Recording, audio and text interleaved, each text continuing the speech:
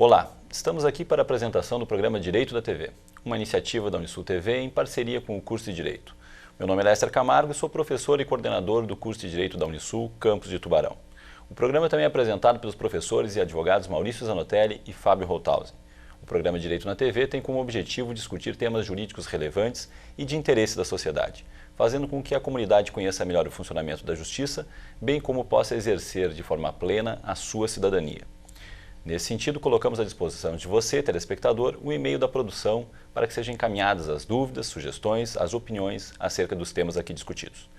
E no dia de hoje discutiremos uma importante questão de interesse nacional.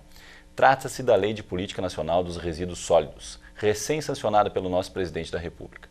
A fim de aprofundar essa discussão, essa importante lei que trata da gestão e do gerenciamento dos resíduos sólidos no nosso país, um dos grandes problemas ambientais enfrentados pela nossa sociedade, temos hoje aqui presente o advogado e professor de Direito Ambiental da Unisul, professor Gustavo Madeira da Silveira. Muito obrigado pela sua presença aqui, professor, mais uma vez, né? É uma imensa honra tê-lo aqui para discutirmos esse tema que realmente é um interesse, eu diria até mais do que nacional, um interesse do mundo todo, né? Quem pode dizer que não está preocupado com a questão do lixo, do resíduo sólido, né? Enfim, uma questão atual e pungente.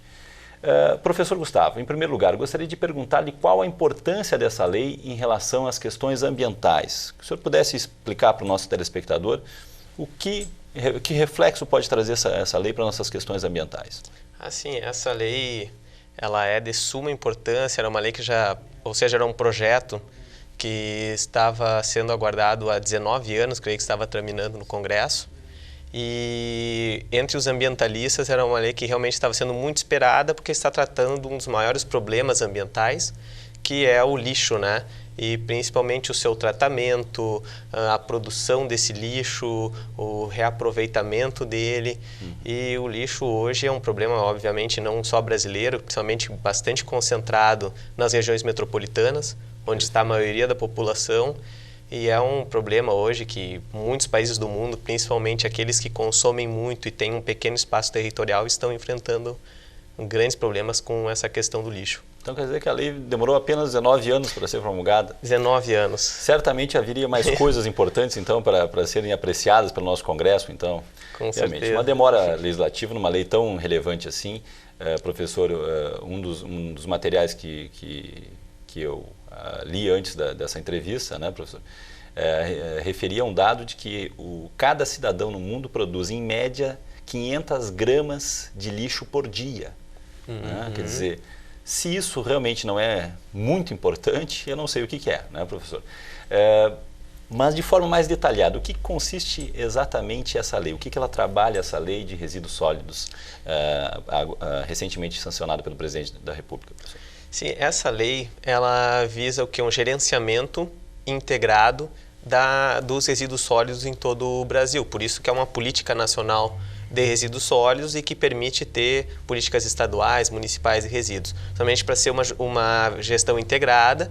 Por ela ser integrada, então, ela junta poder público, a coletividade e também o setor empresarial, para que se gestione de uma forma melhor esses resíduos e assim se diminua o volume de resíduos produzidos, também se patrocine uma melhor reutilização desse resíduo, né, através, por exemplo, de reciclagem ou aproveitamento energético do resíduo, e assim também se fomente empregos verdes, como as cooperativas de catadores, uma coleta seletiva, empregos e assim por verdes, diante. É isso, professor? Isso, hoje se fala muito em empregos verdes, né? Não, é porque isso que seriam, digamos, não conhece o termo, que né? seriam, claro, empregos mais sustentáveis, ou seja, aliados à energia renovável, por exemplo, à reciclagem de lixo, ao aproveitamento do lixo.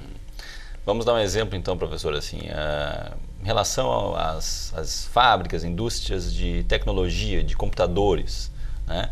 Que reflexo isso pode ter na prática para esse tipo de indústria, de empresa? Sim, para esse tipo de indústria, principalmente o reflexo é significativo, porque esses lixos eletrônicos, ele consta num dos artigos da Política Nacional de Resíduos Sólidos como obrigatório o seu recolhimento, né, através da logística reversa.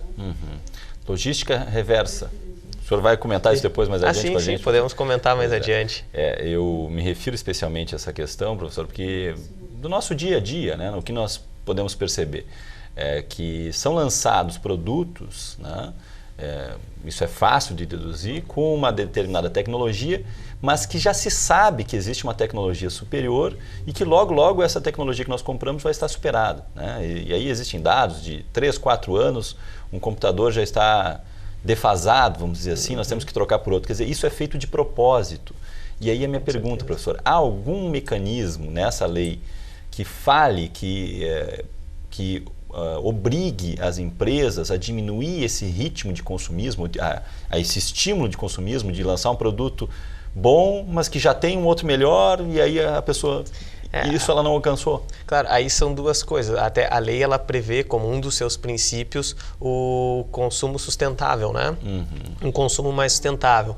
Mas a grande questão é que, de uma mesma forma que eu tenho uma política desenvolvimentista, né, que é justamente isso, e daí o segundo fator, que é o fomento do consumo, aí claro, a lei ela só se refere a consumo sustentável e a diminuir resíduos, mas não fala em diminuir a produção. Mas a única coisa assim é reaproveitar os resíduos para novos produtos. Certo. E aí conta com esse lixo eletrônico, em que ele, principalmente esse lixo eletrônico é formado por muitos metais pesados, né, que inclusive faz muito mal para a nossa saúde. Exatamente. E aí que esses componentes sejam reaproveitados. Inclusive, por exemplo, Porto Alegre tem no caso, seria uma empresa, né, que recebe computadores, principalmente laptops e CPUs, para justamente revender para as empresas esses materiais, né? E assim a gente não está só falando do reaproveitamento para novos produtos, mas também para diminuir uma extração de minérios que tem impactos significativos no meio ambiente.